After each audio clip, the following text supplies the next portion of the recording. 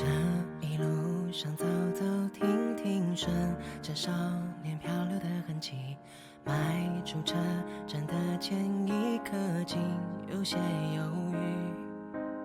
不禁笑着，近乡情怯，仍无可避免。而长夜的天依旧那么暖，风吹起了从前。从前初识这世界，万般留恋，看着天边死在眼前，也甘愿赴汤蹈火去走它一遍。如今走过这世界，万般留恋，翻过岁月不同层脸，猝不及防闯入你的笑颜。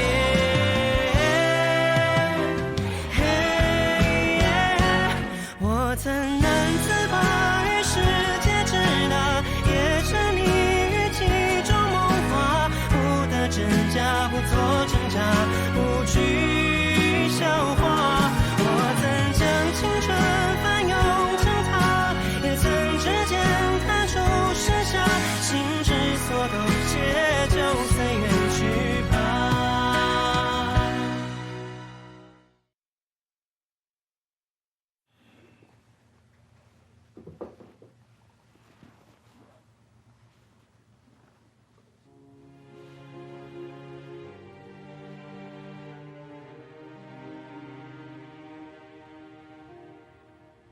这件毛衣，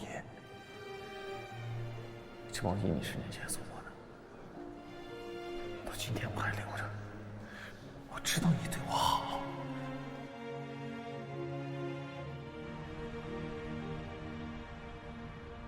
看呀，这颜色不错，大了点。不大不大，什么？颜色还挺好。笑一个。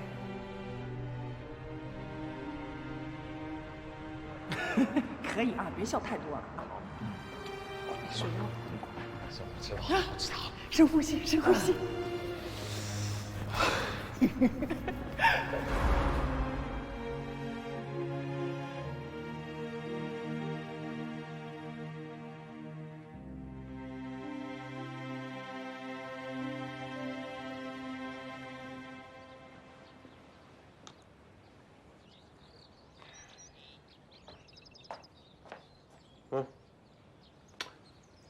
年轻轻的，一点活力也没有啊！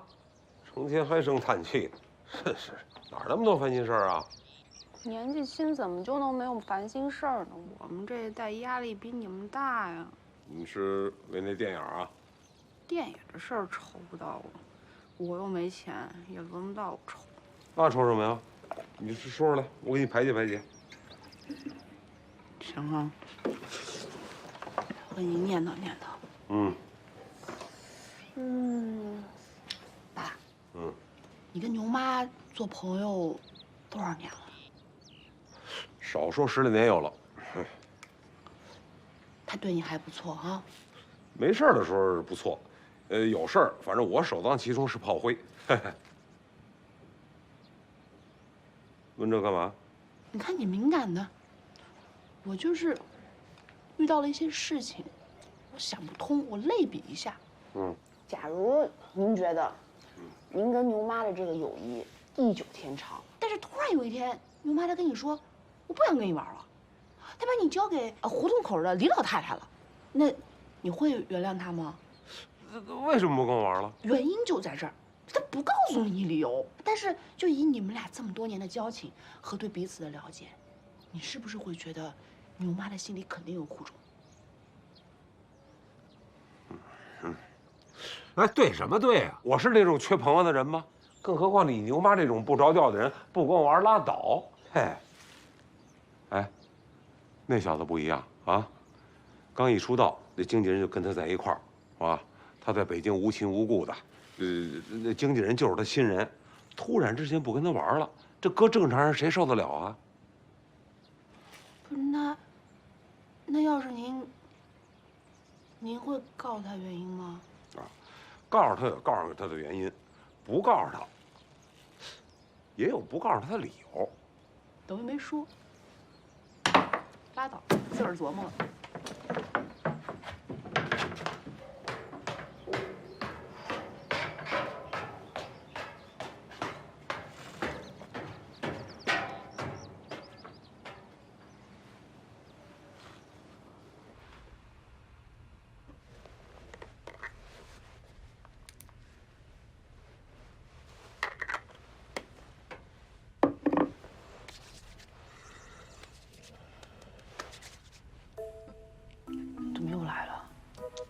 指条明路。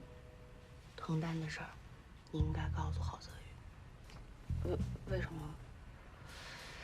么？先从宏观上来跟你说啊，俩人在一起都10多年了，你跟郝泽宇的关系再好，你都是一个外人，你这夹在中间，合适吗？不是，我怎么听你说这么别扭呢？这是宏观的，那还有微观的呢？微观就是，你看郝泽宇这样，你不心疼吗？我答应了丹姐，瞒她。可是她早晚都会知道。那这些时间，谁不给她呀？要我说呀，找个时间，告诉她，越早越好，啊。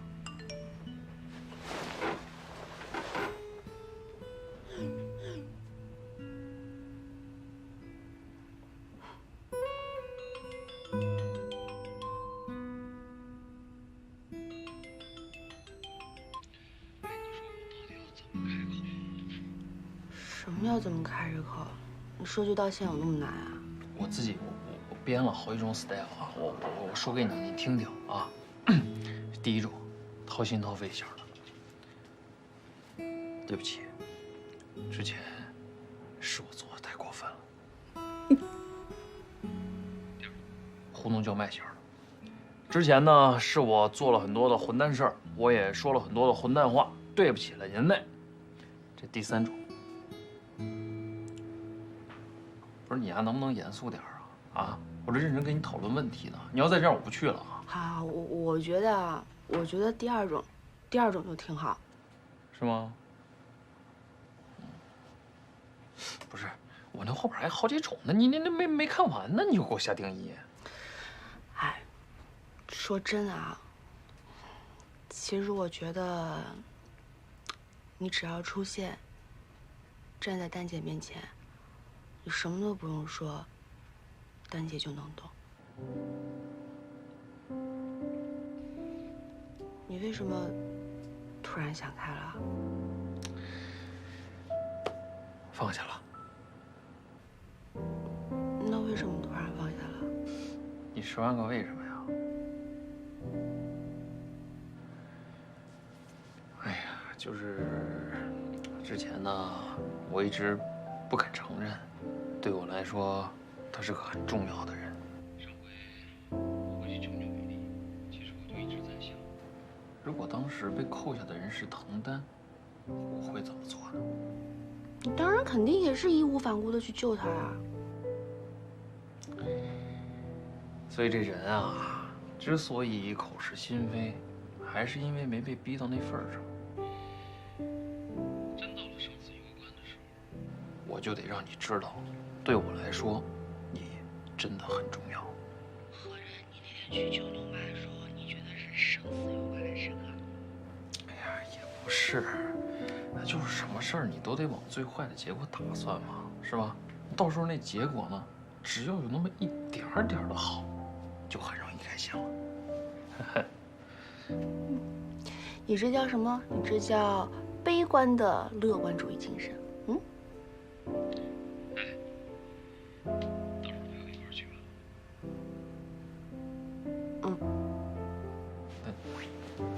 你看我穿这行吗？特别帅。得嘞。拜拜。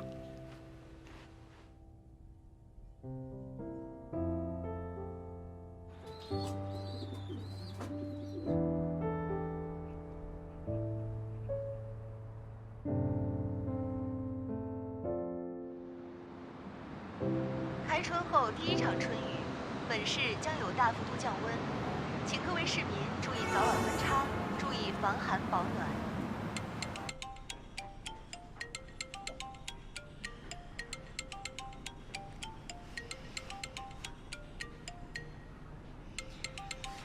哎，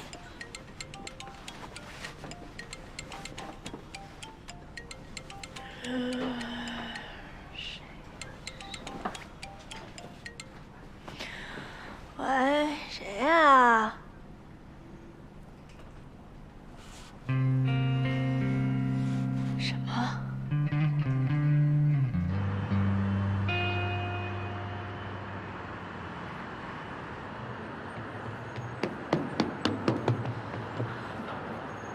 妈，我就起晚了点，你也不至于在这儿堵我吧？你怎么了，妈？哎，怎么了？哟，口红都没涂啊？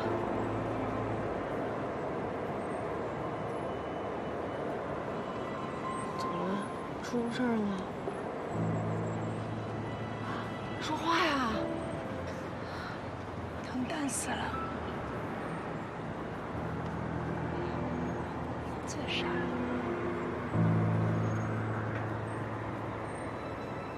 为什么呀？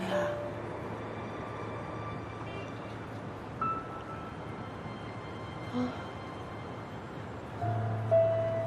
太疼了。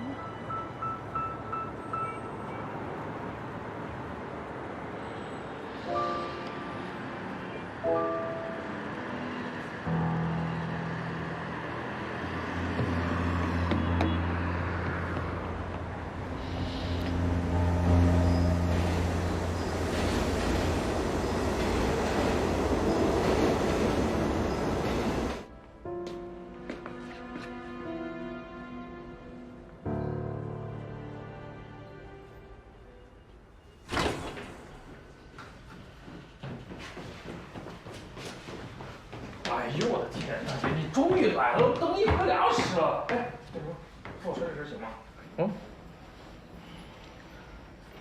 要不然，今儿不去了，改天。为什么不去啊？我昨天词儿都练好了，我跟你说，再晚来1个小时，我这词儿都忘了。你神经病啊！哎，干嘛？你怎么回事？哎，你这拦着我干嘛？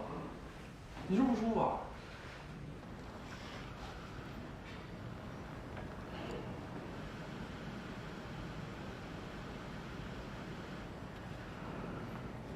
丹姐死了。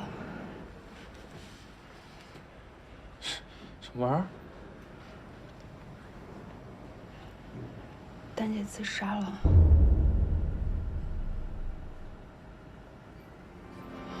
你听我把话说完，有很多事情你都不知道的，我今天全部都告诉你。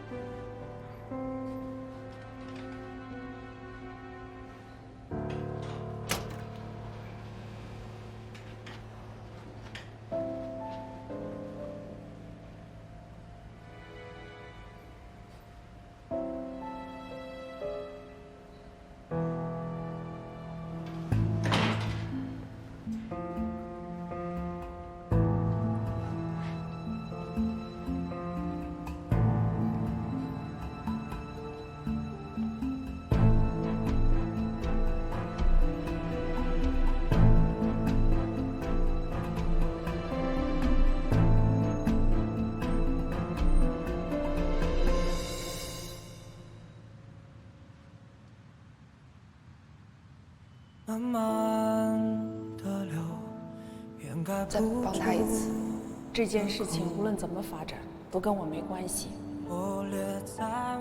别让郝总也知道。要说些什么？成年人道别有很多种方式，我们无法判断哪一种是最好的。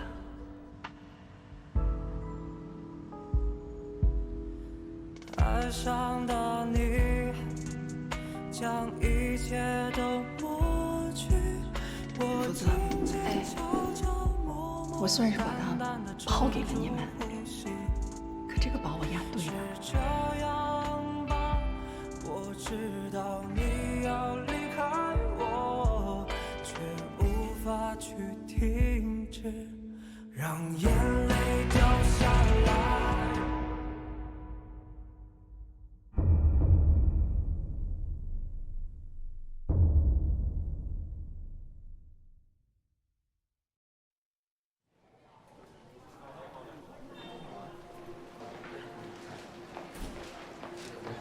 去，有一叫福子的姑娘住哪屋？前面右转。哦，谢谢啊。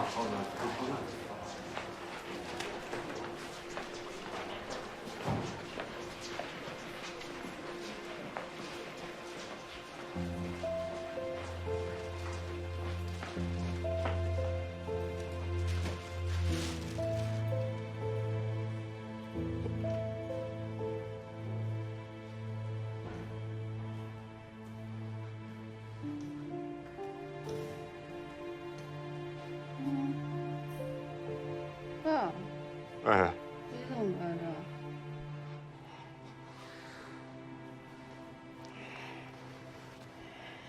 我怎么在这儿？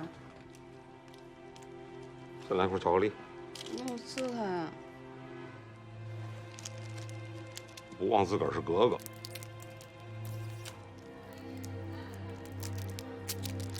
啊，还好意思问呢？成天好吃好喝伺候着啊！你给我玩一低血糖，那么多大鱼大肉都给你吃，喂了狗了。你说说你，就是卖坚果的，怎么就不知道每天给自个儿吃一袋啊？早上起晚了，忘了吃早饭。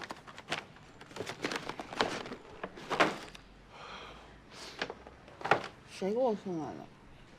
救护车还有谁呀？身强体壮一大姑娘走马路上，谁敢扶啊？啊！就您这大头，好，要是讹上了，吃也把人吃穷了。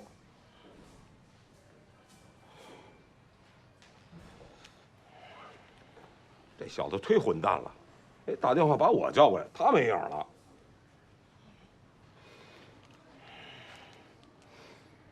哎，你一大早找他干嘛去了？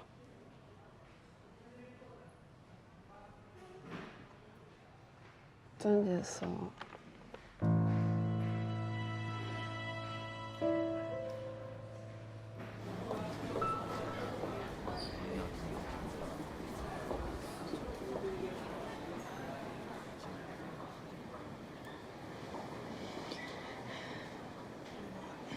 怎么不进去啊？福子他应该没事，他就是低血糖。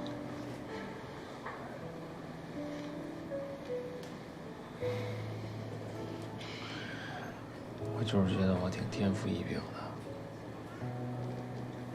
能让我身边的人都跟着我倒霉。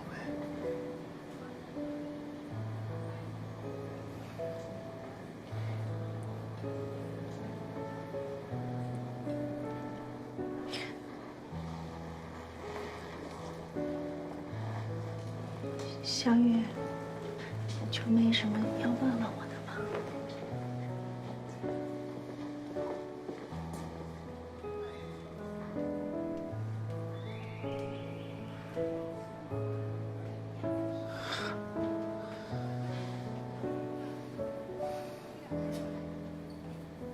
好久没人救过小雨了。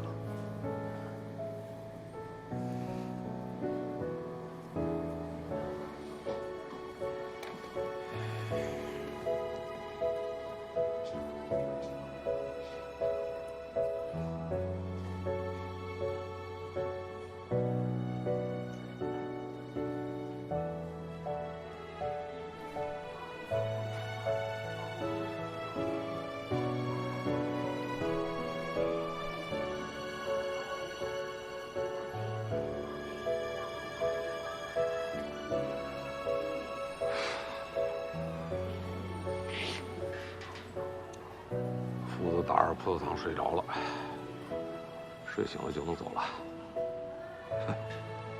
我这姑娘没别的优点，就是心大。我这辈子吧，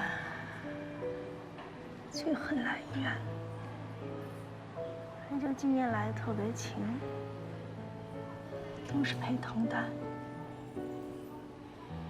这来多了吧，还有点喜欢这地方，总觉得只要还能来，就是有希望。心里难受吧？甭憋着，哭一场，这是医院，没人管咱们。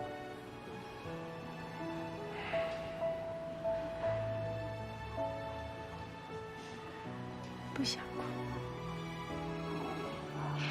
就是觉得脑子有点懵，心里边吧老空的慌，脑子又不停的在转，老想着我和滕丹以前在一起的时候。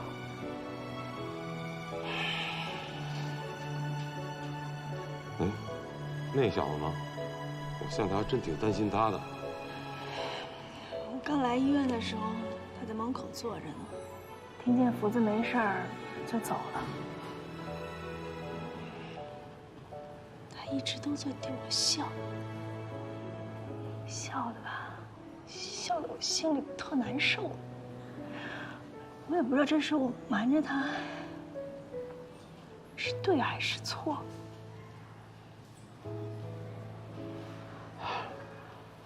这个，我是一旁观者啊。说句公道话，这事儿是要走的人想做的，那就不分什么对错。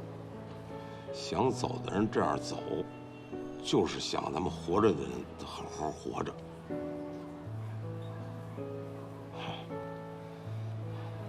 滕丹可真潇洒，连句再见都懒得跟我说。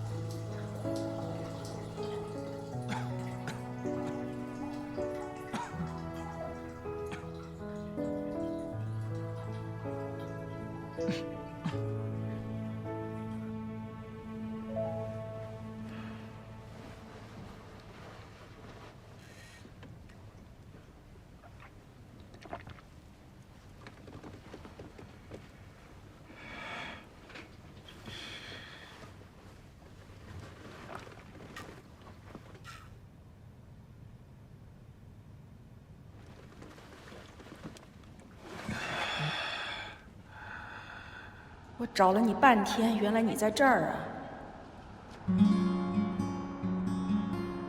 打算消沉到什么时候？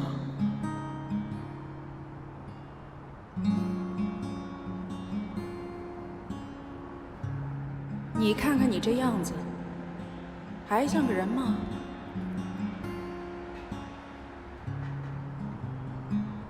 我爸死了，反正以后都是我一个人了，无所谓。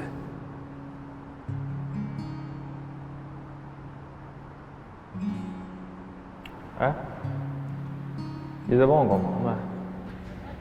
你不是爱扔那个什么硬币什么的吗？你再给我扔一回，看看我是从楼上跳下来一了百了，还是就像我现在这样，不吃不喝，等死算了。你真想死？问什么硬币呀？随便做个了断呗。人这辈子，如果因为一个坎儿过不去就选择死，那活着也没什么意思。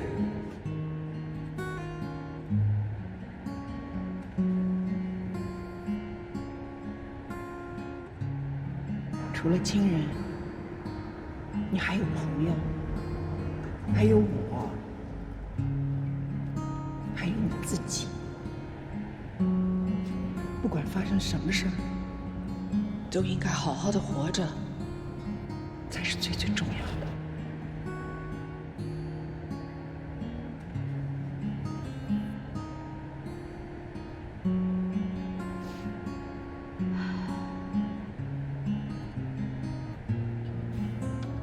硬币给你，要死要活，自己决定。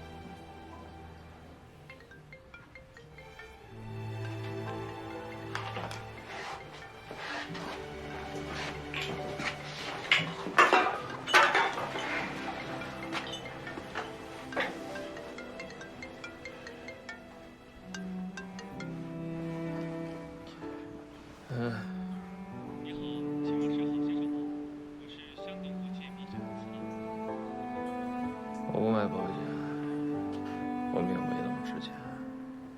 那请问您认识滕丹女士？滕丹女士现前在我们公司做的银行明细，您是其中一位受益人。您最近是否有时间来我们公司把手续办理一下？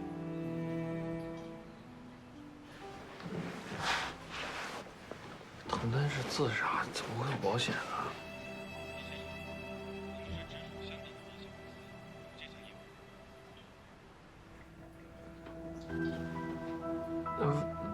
那为什么受益人是我呀？这是滕丹女士的选择，我们也不能干涉。之后会有理赔专员跟您对接，请您保持电话联系。无法接受情而紧处的痛，泪水不停地滴落，还有些什么？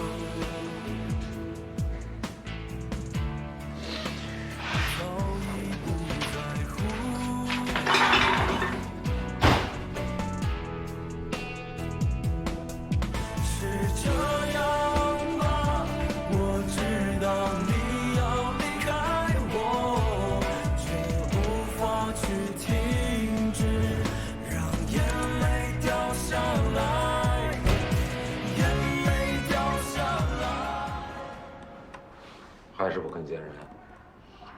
何止是不见人啊！蹲守这2天，我连个外卖小哥我都没见到，这2天连饭都没吃。舅妈，他不会想不开吧？放心吧，活着。那你怎么知道的？你又没进去。我每回去敲门，他就砸一酒瓶子，只要那酒瓶子砸到门板上，我就知道他不光是活着，力气还不小呢。哎，老福，你想想办法呀！我有什么办法啊？人死了不能复生，我又不是神仙。这去的人去了，活人就应该好好活着，这不是你的理论吗？那关键时候你去跟他说，你去劝劝他呀。他是得听劝的人吗？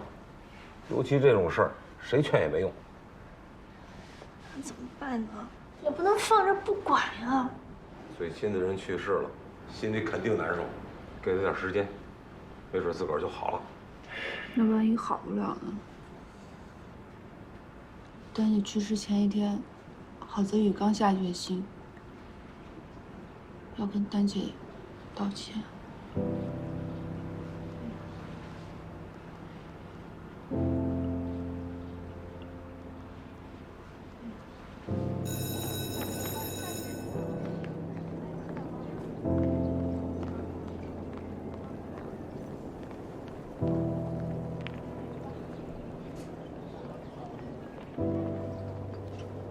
姐姐，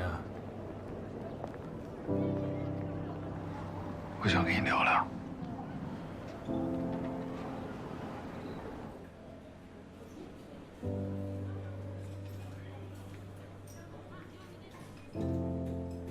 我知道你想问什么。我妈是自杀的，趁我上学不在家的时候，吞了1整瓶安眠药。为什么呀？你知道什么是癌症晚期吗？知道放疗、化疗要受多少罪吗？癌细胞没死，人却会先完蛋。最后那几天，他为了止疼都打上吗啡了。那么要强爱美的一个人，疼得在地上打滚，都没有人样了。不自杀，等着你来救他吗？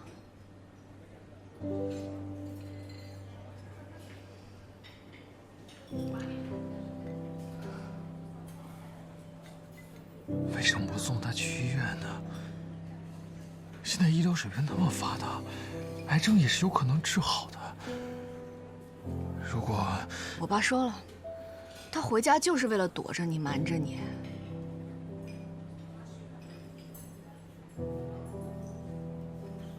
他可真心疼你，自己没几天活头了，还惦记着要把你的合同转给别人。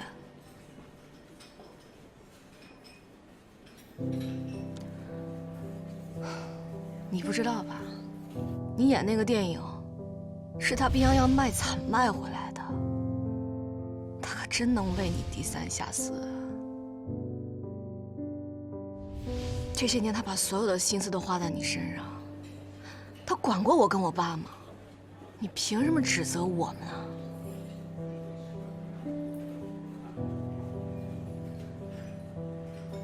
我最需要我妈的时候，她每一天都在关照你。我说句混蛋话啊，她生病我挺开心的，因为这样我能天天看见她，她能天天在我身边。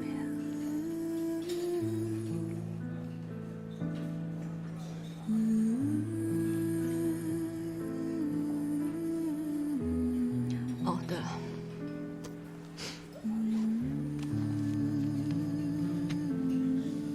这个是我从我妈的遗物里找到的，她给你的遗书，我跟我爸都没有。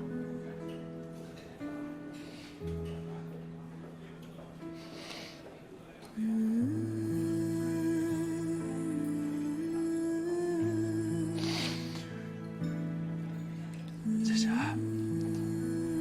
以后要是有什么需要，没这个必要。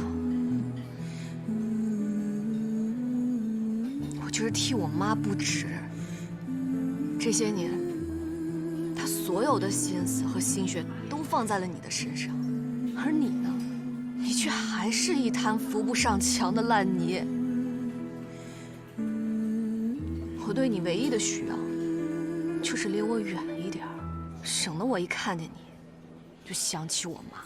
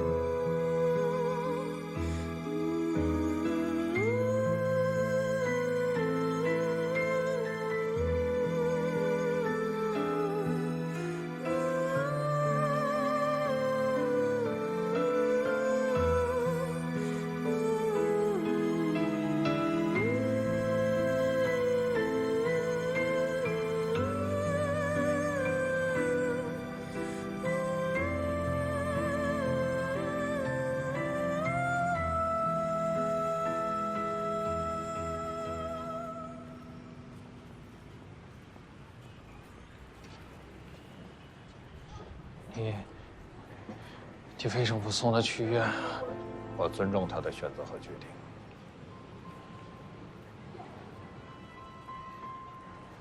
最后，他是不是特别痛苦啊？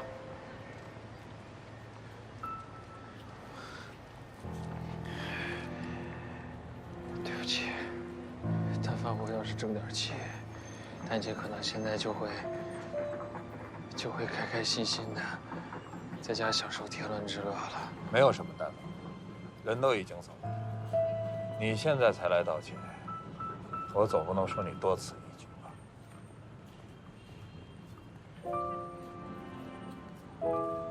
我知道，我现在说什么都没用，但这声对不起，是我欠你们的，也是我欠丹姐的。你不欠我，这件事情我也不想埋怨任何人。因为自始至终都是我跟滕丹之间的事情，跟任何人没有关系，包括你。即便没有你的存在，结果依然是这样。所以我告诉你，你的道歉我不接受。再见。哎，丹姐有份保险，她那个受益人写的是我会把钱给你们的。既然他已经决定留给你，你就留着吧。我尊重他的决定和选择，你也应该一样。我不配，配不配，他说了算。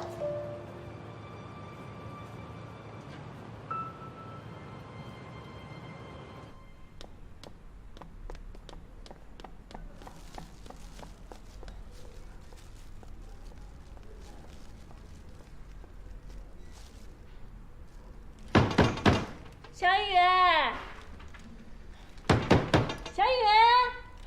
我今儿给你换的日本料理啊，特别的高大上，你开门看一眼啊。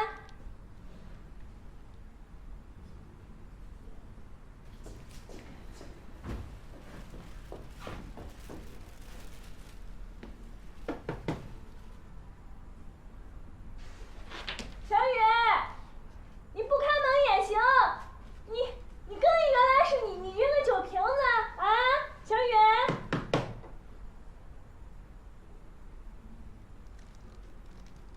哎呀，你来点动静行不行？我现在心脏也不好，你不能吓我啊，小雨。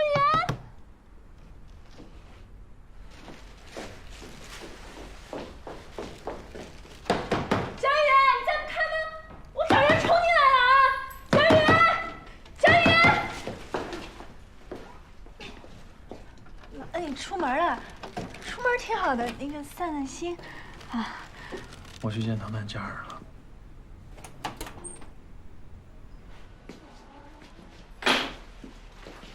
正好，我有事要问你。哎，我家里那么脏，我给你收拾收拾。你别紧张，我问题不多，我就是想知道，滕丹到底是怎么想的？你为什么要接受我？你们为什么要合起伙来演戏骗我？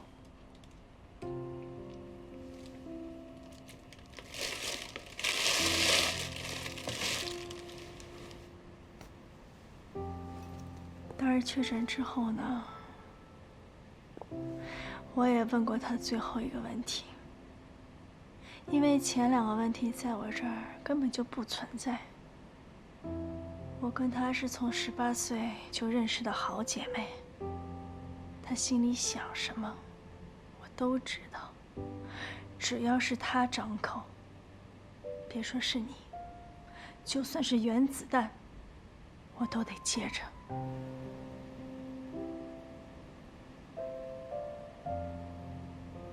他说：“你们演员跟我们普通人不一样，你们的情感浓度更高，所以才容易把情绪带到作品里，去感染观众，这就是天赋。但是相对的，你们也会更敏感，更易碎。所以觉得瞒着我就是保护我了。这件事情呢，我也算是帮凶，你可以怪我。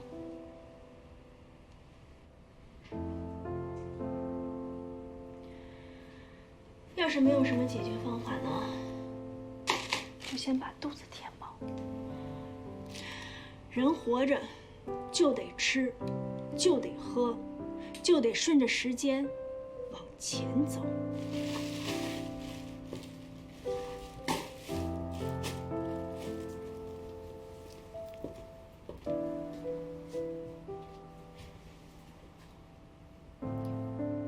要是不想一人在家待着呢，就去找找福子，他特别担心你，有些什么不能跟我说的话，你可以跟他说说。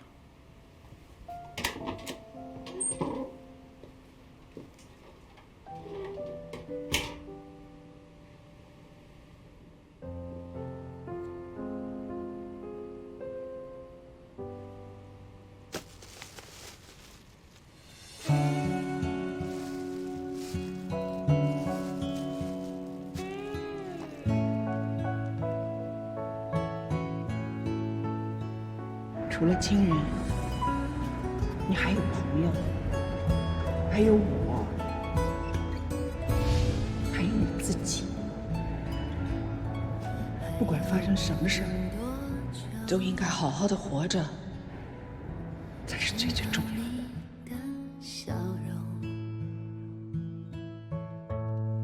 你在哪里追求？是否已经拥有？你离开的出口，变成我的缺口。只有你的迁就。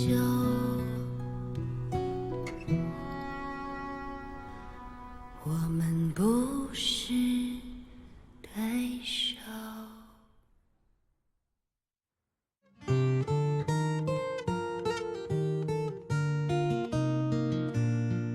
忘了多久的好久不见，曾以为再也不见，青春的执着坚决，换一张笑脸，放下痛过的月月年年，回避的记忆断片，此刻交叠了视线，不再是解不开的结。